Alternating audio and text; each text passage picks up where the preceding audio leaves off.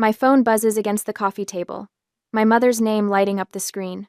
2 weeks before my wedding, Evelyn Mercer hasn't missed a day calling with some new emergency that needs my immediate attention. I let it ring 3 times, steeling myself before answering. "Hi, Mom." Serafina. Her voice comes through with that artificial brightness that always precedes a demand. "You need to come over right away. Your sister needs to talk to you about something important for the wedding." My stomach tightens. Can't she just call me? I have final dress alterations in 2 hours. This isn't something that can be discussed over the phone. Mom insists, her tone sharpening. "Marin has been working on a surprise for you.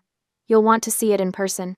I close my eyes, imagining the half-dozen surprises from my sister that have ended with me smiling through gritted teeth, but it's easier to give in than fight. Fine. I'll be there in 30 minutes. The drive to my parents' home takes me through familiar Portland suburbs, rain streaking the windshield. I rehearse polite responses to whatever Marin has planned. Troy's voice echoes in my head. "You don't have to say yes to everything, Sierra." I pull into the driveway, noting my father's car is home too unusual for a Tuesday morning. The knot in my stomach tightens. Mom opens the door before I knock, practically vibrating with excitement. Perfect timing. "Come in, come in." The house smells like chocolate cake. Marin's favorite, not mine. Some things never change. "Where's Marin?" I ask, following Mom through the hallway toward the living room. "Just wait," Mom says, her voice hushed with anticipation. "Close your eyes." I don't. Instead, I step into the living room and freeze. Marin stands on a small footstool in front of the mirror, wearing a floor-length white gown with delicate beading and a sweetheart neckline. Not a bridesmaid dress, a wedding dress. My mother beams with pride. "Doesn't your sister look beautiful? This is perfect for leading you down the aisle." The room tilts slightly. Leading me down the aisle? Marin turns, her lips curving in that familiar smile, the one that says she's won something I didn't know we were competing for. Surprise. I don't understand. My voice sounds distant, even to me. Mom rushes to explain, hands clasping together. "Well, since your father is walking you down, we thought having Marin lead the procession in something special would be so meaningful. She's your big sister, after all." "In a wedding dress?" The words come out sharper than I intended. Marin's face falls in practiced disappointment. "It's not technically a wedding dress. It's just bridal adjacent." My father stands in the corner, studying his shoes as if they hold the secrets of the universe. "I think it's inappropriate," I say, the words scraping my throat. "It looks exactly like a wedding dress." Mom's expression hardens. Marin deserves a special moment. She's been through so much emotionally. The familiar script unfolds. Marin deserves it. Marin needs. Marin. A memory surfaces. My 10th birthday. Mom served chocolate cake despite my request for strawberries. "Just let your sister have this. She's so picky. You'll eat anything," she had said, cutting Marin the first and largest slice. Another memory, bringing home straight A's, receiving a $20 bill slipped into my hand, with minimal acknowledgement. The same week, Marin's report card full of C's and D's earned her a $150 shopping spree for trying so hard despite her challenges. I look at my sister now, 20 years later, still being rewarded for simply existing while I bend and fold myself smaller.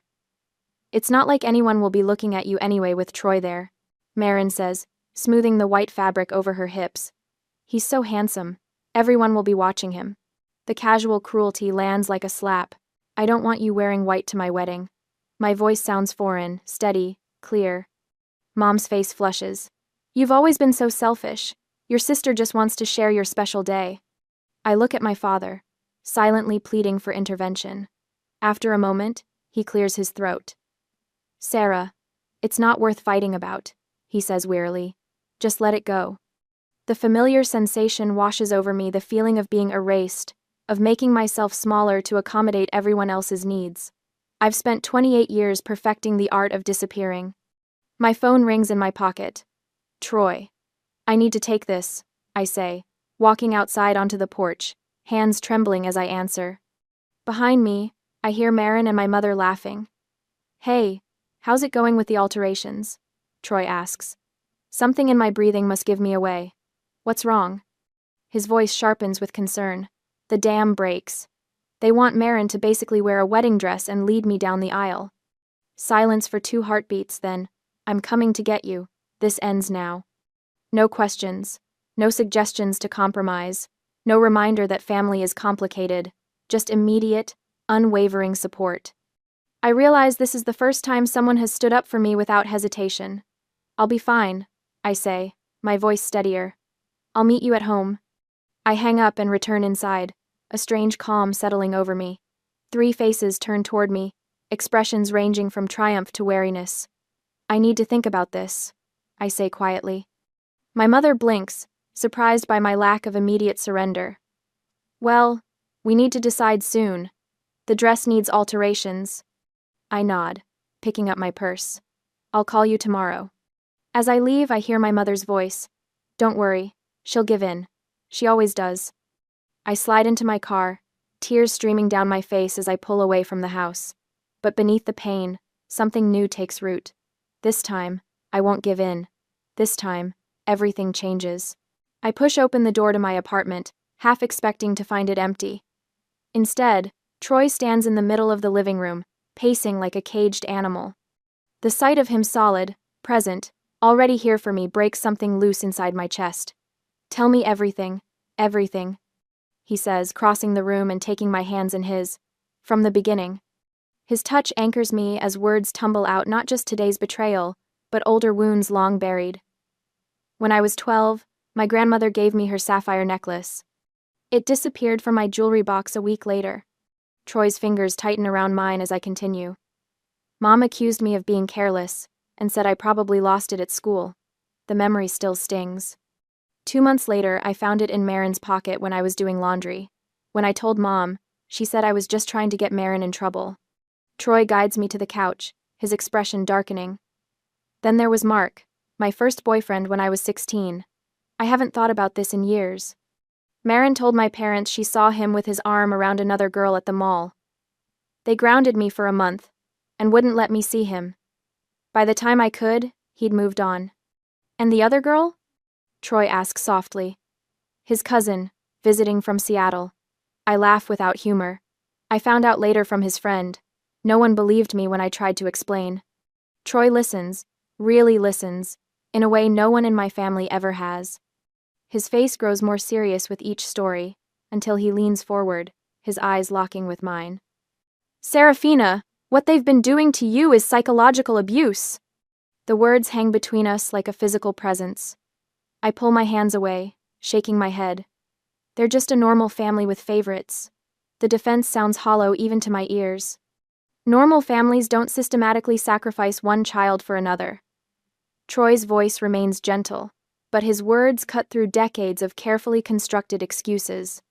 "What they're doing with this wedding is just the latest in a pattern that's been happening your entire life." The truth of it crashes over me like a wave, and suddenly I can't breathe. Tears spill down my cheeks, as everything I've been holding back for years breaks free. "I want to cancel the wedding," I sob. "Or elope. Anything but this." Troy takes my face in his hands, his thumbs brushing away tears. "No, if we run, they win. They've taken 28 years from you. They will not take this day." A knock at the door interrupts us.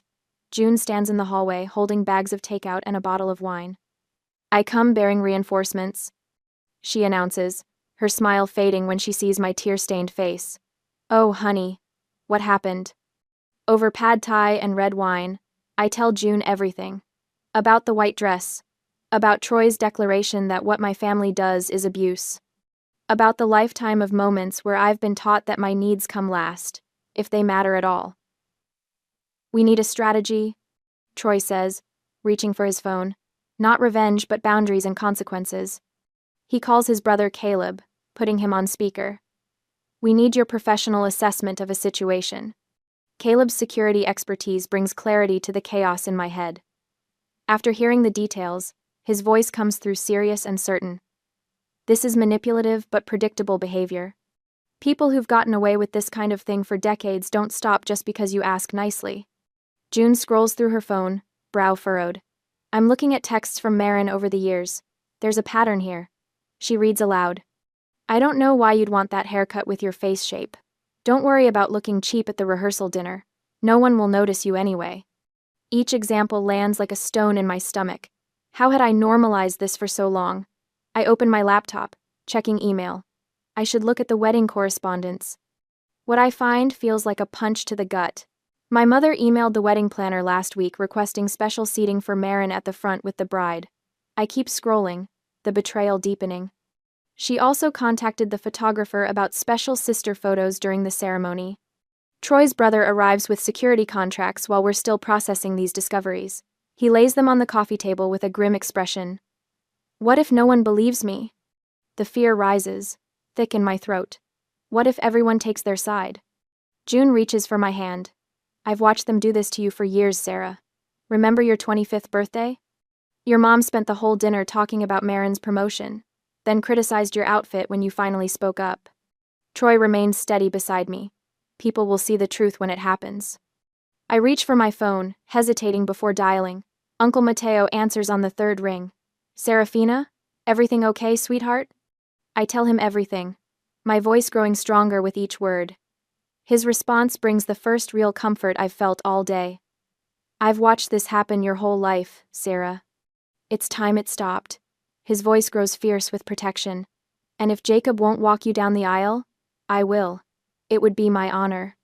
We spend the next hour making strategic decisions, not in anger but with clear-eyed purpose. Hire professional security with explicit instructions about white dresses.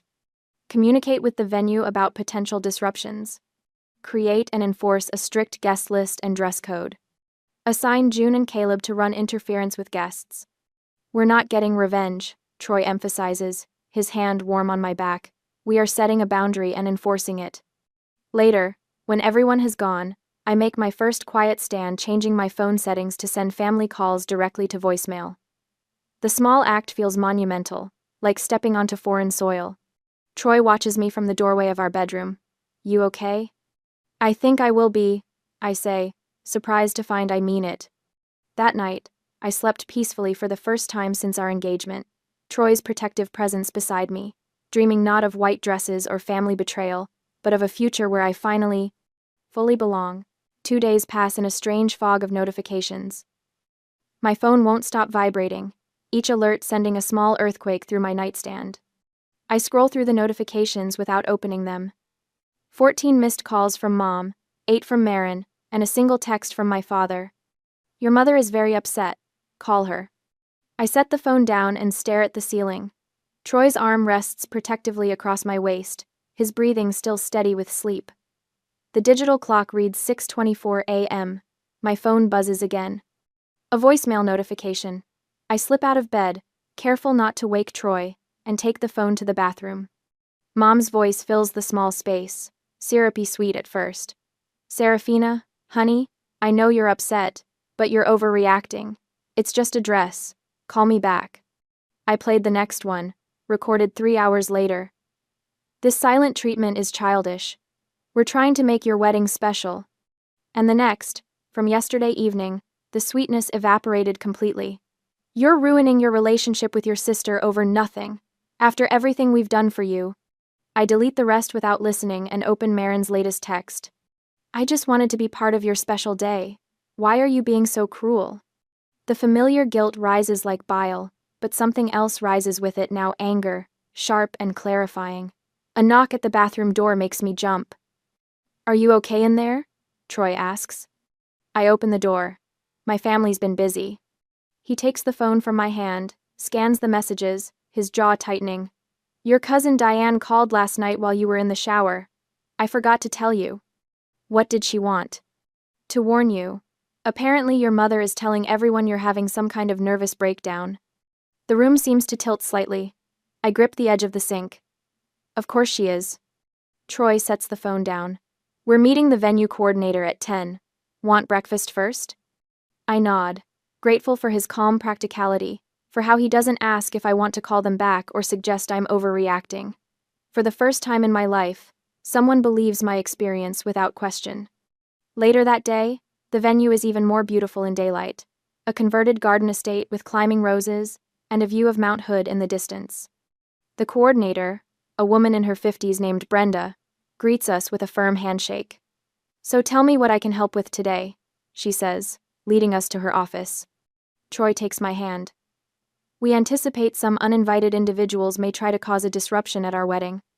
I brace for skepticism, for the familiar tilt of her head that would indicate she thinks we're overreacting. Instead, Brenda nods knowingly. You'd be surprised how often family drama happens at weddings. Tell me exactly what you're concerned about. The words catch in my throat. How do I explain 28 years of being the family scapegoat? How my sister and mother turned my wedding into another opportunity to erase me? Troy squeezes my hand. Specifically, we're concerned that the bride's sister may attempt to attend in what amounts to a wedding dress. Brenda's eyebrows rise slightly. Well, that's a new one, but easily addressed. She pulls out a contract, points to a section, and adds a handwritten clause. Any guest, besides the bride, attempting to enter in a wedding dress or similarly disruptive attire will be denied entry. She has me initial it, her matter-of-fact attitude making the situation feel manageable rather than catastrophic. Will your mother support this decision? She asks. I laugh, the sound brittle even to my own ears. She's the one who suggested my sister wear white in the first place. Brenda doesn't look surprised. She just adds another note to the file. We'll have additional security posted at all entrances. We sign the final contracts, and as we leave, I feel both lighter and heavier protected, but saddened by the necessity of it all. Back home, a package waits by the door. My wedding dress. June arrives minutes after we do, her timing suspicious enough that I know Troy called her. Want to try it on? She asks, her excitement genuine. In the bedroom, I step into the ivory gown, the weight of it settling around me like armor. June zips it up, then steps back, hands covering her mouth. Oh, Sarah. Is it okay? I smooth the fabric, suddenly unsure. Tears well in June's eyes. You deserve this moment, Sarah. All of it. A sharp knock at the front door interrupts us. June helps me out of the dress, hanging it carefully in the closet. In the living room, Troy stands frozen, his expression warning me before I see them. My mother and Marin, uninvited and unannounced in my apartment. We're worried about you, honey, Mom says, her concern as authentic as cubic zirconia. You're not answering our calls. Marin stands slightly behind her, eyes red and puffy. I just wanted to be there for my little sister. I feel something shift inside me, like tectonic plates rearranging after decades of pressure. I stand straighter. I've made my decision. Marin will not be wearing white to my wedding. My mother's face changes, concern melting into something harder, more honest. After everything we've done for you? This is how you repay us? The front door opens again, and Troy steps in, stopping when he sees the scene. He moves silently behind me, not touching me but close enough that I feel his presence. My mother turns to him, softening her expression. You know how emotional brides get. Surely you understand. I understand perfectly what's happening here, Troy says, his voice carrying the chill of absolute certainty. Marin steps forward, tears falling on cue. If I can't wear what I want, I'm not coming. The threat hangs in the air, meant to crumble my resolve. All my life, their approval has been oxygen, necessary, constant, and withheld just enough to keep me gasping. That's your choice, I say quietly. My mother's mouth opens slightly, shocked by my failure to surrender. She recovers quickly, gathering her purse with sharp, angry movements. You'll regret this, she says, the words landing like a curse. When you've calmed down, call us. They leave without another word, the door clicking shut behind them with surprising softness. Troy pulls me into his arms as the tears come, releasing years of accumulated grief. Later that evening, my phone rings my father's number. I answer, hopeful despite myself. Serafina, he says, his voice hesitant. It's his first solo contact in years. Your mother and sister are devastated. Can't you compromise? I close my eyes against fresh tears. Dad, I've compromised my entire life, not my wedding day. A long pause, his uncomfortable silence more telling than words. Finally, he sighs. I'll try to talk to them. I hang up, not believing him but appreciating the gesture. Troy pulls me close as I cry again, mourning the father I thought I had. The hardest part about setting boundaries, he whispers, is watching people prove why you needed them. Days pass in a blur of wedding preparations. Troy adds Caleb and June to all planning meetings, now witnesses to every decision, every contract signed. Then, 3 days before the wedding, a text from my father appears. Your mother and sister are very hurt. I don't know if I can walk you down the aisle with all this tension. I read it twice. The abandonment complete now. My hands shake as I call Uncle Mateo. Serafina, he answers warmly. How are you holding up? Dad might not walk me down the aisle, I say, the words rushing out before I lose courage. Would you do it? It would be my honor, Serafina, he says without hesitation. I've watched you grow into an amazing woman. The night before the wedding, I lie awake beside Troy, trembling with the realization that tomorrow could be the end of my relationship with my family. The thought brings both grief and strange relief. June sleeps on our couch, her quiet snores a comforting reminder that family isn't always blood. I slip out of bed and find my journal in the dark, writing by the glow of my phone. I will choose myself no matter what happens. The words look foreign on the page, hopeful, certain, and finally my own. On the wedding day, the morning light spills through the bridal suite windows as June fastens the last pearl button on my wedding dress. The other bridesmaids flutter around me, adjusting my veil, touching up makeup, snapping photos I'm barely present for. My phone buzzes with another text from Troy. Security confirms all systems go. Everyone has clear instructions. You just focus on being the bride. I exhale slowly, smoothing imaginary wrinkles from the satin bodice. A text from Caleb follows. Guards at every entrance. Nobody gets past us without proper attire. Uncle Mateo's message arrives next. Ready when you are, sweetheart. You look beautiful. June catches me staring at the phone. Everything okay? Fine, I lied, setting it face down on the vanity. Just wedding day jitters. We rode to the venue in comfortable silence.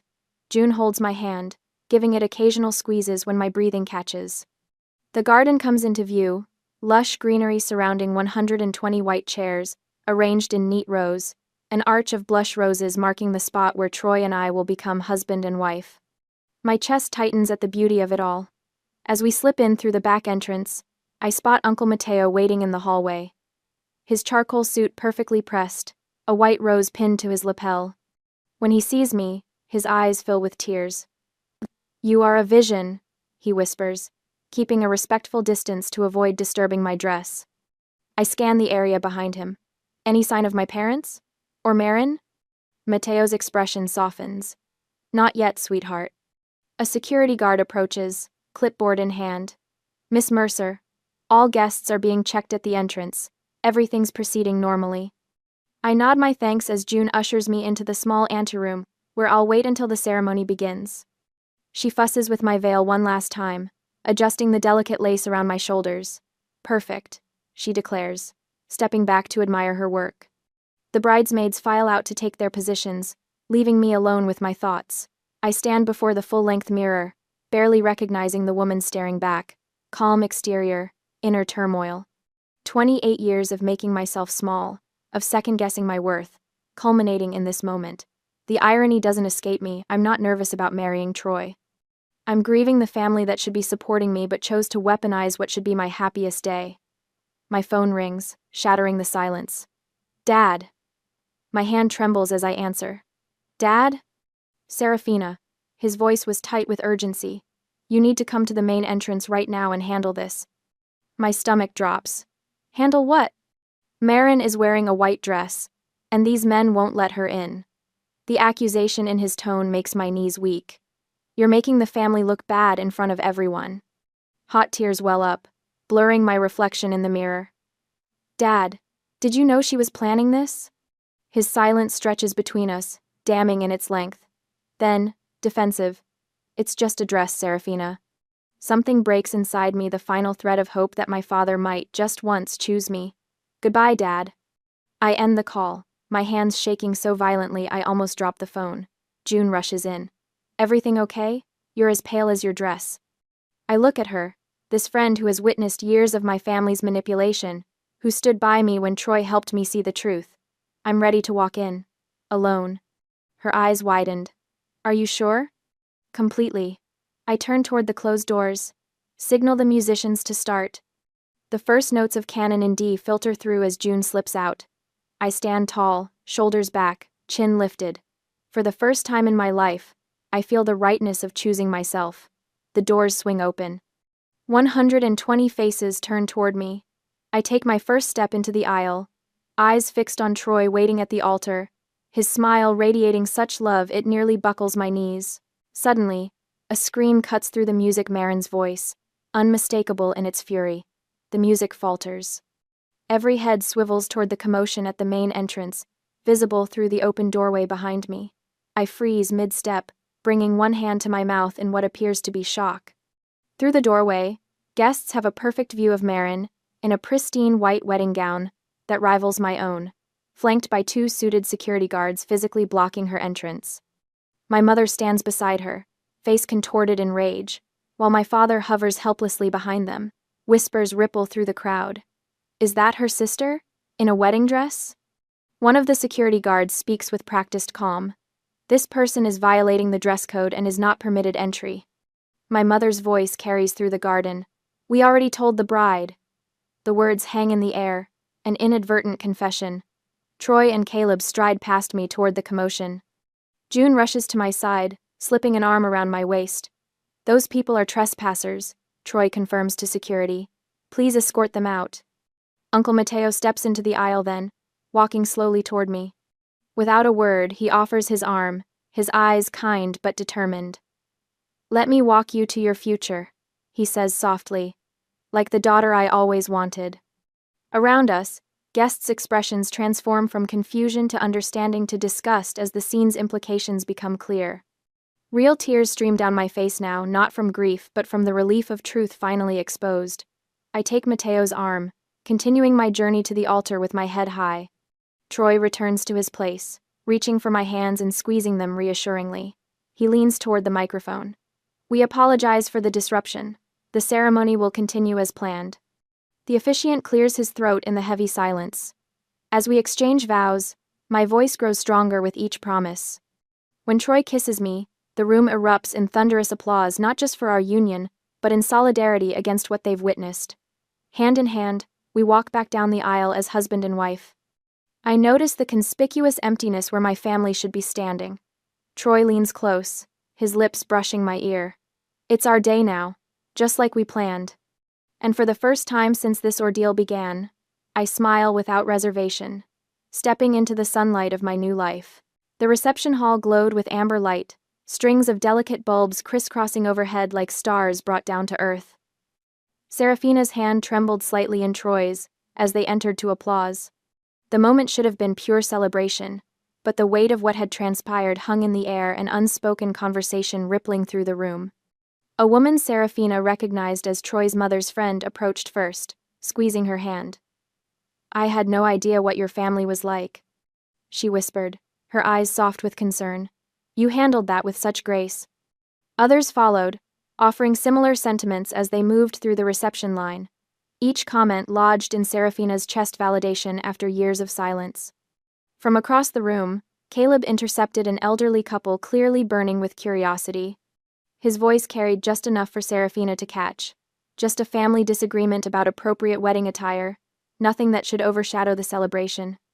June stationed herself nearby, deflecting whenever conversation veered toward the ceremony's disruption. Today is about Serafina and Troy, not family drama. Her words formed a protective barrier, allowing Serafina moments to breathe. Troy never left her side. When a cluster of guests approached, his arm slipped around her waist, a physical shield against intrusive questions. His thumb traced small circles against the small of her back, a silent reminder that she wasn't alone. Uncle Mateo moved easily among Troy's relatives, his genuine warmth bridging what could have been an awkward divide. Within an hour, he and Troy's father were exchanging fishing stories as if they'd known each other for years. When time came for toasts, Mateo stood, crystal glass catching the light. To finding the family you need, he said, eyes finding Serafina's across the room, whether by blood or by choice. The words washed over her like absolution. Throughout dinner, June kept Serafina's phone in her clutch. Occasionally she'd glance at the screen, her expression carefully neutral. Your mother has called 17 times, she reported during a quiet moment. Your sister 12. Troy leaned close, his voice low. Do you want to know what they're saying? Serafina looked around at the tables filled with people who had witnessed her family's true nature and still chosen to stay and celebrate. Not today, she decided. Today is ours. The band began playing their first dance song. Troy led her to the center of the floor, one hand steady at her waist. You okay? He murmured as they began to move. Getting there, she answered honestly. As the song ended, the bandleader announced the father-daughter dance. A collective intake of breath rippled through the room, guests who knew what had happened, bracing for another uncomfortable moment. Before hesitation could take root, Matteo appeared at her elbow. May I? He asked, extending his hand. They moved slowly to the music, Matteo leading with surprising grace for a man who claimed to have 2 left feet. Did I ever tell you about the science fair when you were 9? He asked, voice pitched for her ears alone. Your volcano erupted all over the judge's table. A surprised laugh escaped her. I was mortified. Jacob missed it working late again, but I saw how bright you were, even when no one else noticed. Matteo's voice caught. I should have said something sooner about how they treated you. You're here now, Serafina said, realizing it was enough. The reception flowed into a blur of genuine laughter and unexpected joy. Troy's mother pulled Serafina into a fierce hug during a line dance, holding her like the daughter she'd never had. We're so glad you're part of our family now, she whispered. Later, Troy tugged Serafina away from the celebration, leading her to a small garden terrace outside the venue. The night air cooled her flushed skin. Are you okay? He asked, studying her face. Really okay? She considered the question, searching past the surface answer. It hurts, she admitted finally, but I feel free. When they returned, the celebration continued undiminished. They cut the cake, fed each other bites, and danced until Serafina's feet ached in her wedding shoes. No family drama could touch the genuine happiness she felt in these moments. As the night wound down, guests departed with warm wishes. June and Caleb insisted on handling final details while the newlyweds slipped away. In the car, Serafina finally retrieved her phone from June's care. The screen lit up with notifications, dozens of missed calls and texts that grew increasingly frantic. Marin, you've ruined everything. How could you humiliate me like this? Evelyn, this is unforgivable. You've broken your father's heart. Unknown cousins and relatives she barely spoke to had left voicemails demanding explanations. She put the phone away, too exhausted to engage. We don't have to deal with that tonight, Troy said, eyes on the road. Their honeymoon suite took her breath away. Roses and candles arranged by Caleb and June covered every surface, transforming the hotel room into something magical. The door had barely closed when Serafina's carefully maintained composure crumbled. She sank onto the bed in her wedding dress, sobs racking her body. Years of swallowed pain poured out in waves. Troy didn't try to stop her tears. He simply sat on the floor beside the bed in his expensive suit, one hand holding hers, anchoring her through the storm. You're safe, he said simply. You did the right thing. This is our day now. Through blurred vision, she looked at this man who had stood by her without question. The realization settled into her bones. She had chosen correctly. The old war was over. Her new life had begun. That night, more calls and texts flooded in, accusations and guilt wrapped in family obligation. Serafina watched them appear on her screen, feeling strangely disconnected from their power. I think I need to respond once, then be done with it, she said. Troy nodded. Whatever you decide, I'm with you. She drafted a single message to the family group chat, fingers steady on the screen. We need space. Your actions at our wedding were unacceptable. When you are ready to accept responsibility and offer a sincere apology for deliberately trying to ruin our day, we can talk. Until then, do not contact us. Troy read it over her shoulder, nodded his approval. She hit send, then powered off her phone completely. Let's start our honeymoon early, Troy suggested, loosening his tie. First flight out tomorrow. They packed quickly, the impromptu change of plans feeling like another small victory, another choice reclaimed. Later, standing at the window looking at the night sky, Serafina felt Troy's arms wrap around her from behind, his chin resting on her shoulder. I always thought standing up to them would feel like revenge, she confessed, but it doesn't. What does it feel like? He asked. Serafina took a deep breath, realizing it came easier now. Like finally being able to breathe. 6 months after our wedding, I sat cross-legged on our living room sofa, laptop balanced on my knees. The late afternoon sun filters through gauzy curtains, illuminating photos from our European honeymoon displayed on the wall. Troy and I beneath the Eiffel Tower, us laughing on a gondola in Venice. Small, captured moments of joy that remind me how far I've come. My phone rings on the coffee table. I glance at it, noting with quiet satisfaction that I no longer flinch at unexpected calls. A year ago, each ring carried the possibility of my mother's manipulations or Marin's latest drama. Now it's just a phone.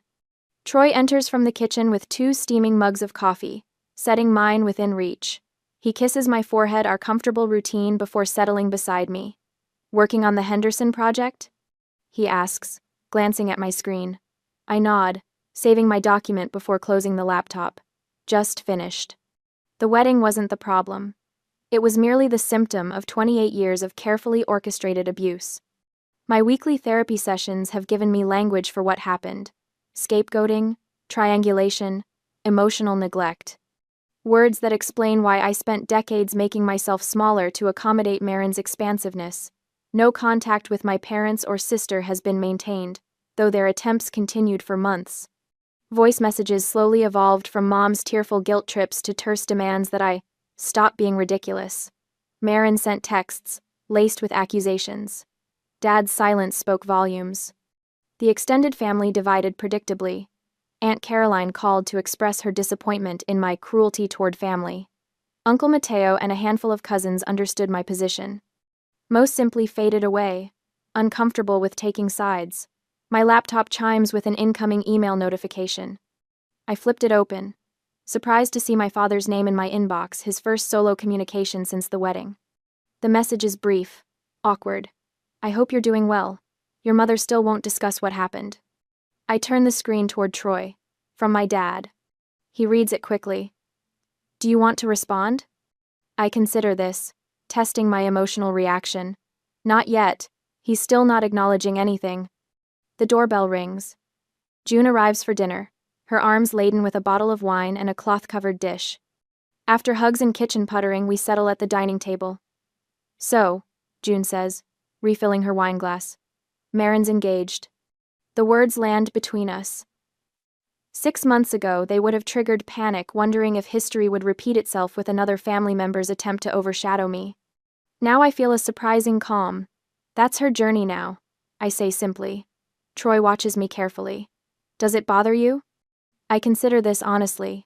I wish her happiness. I just can't be part of it. The doorbell rings again. Troy answers while I clear our plates. I no longer startle at unexpected visitors. No longer assume every interruption brings disaster. Troy returns with a small package. Delivery for you. Inside the cardboard box lies a silver-framed photograph from Uncle Mateo. The image shows him walking me down the aisle, both of us smiling through tears. His note reads, "The day I gained a daughter. Family is what we make it." I place it prominently on the mantel, rearranging our other photos to make space.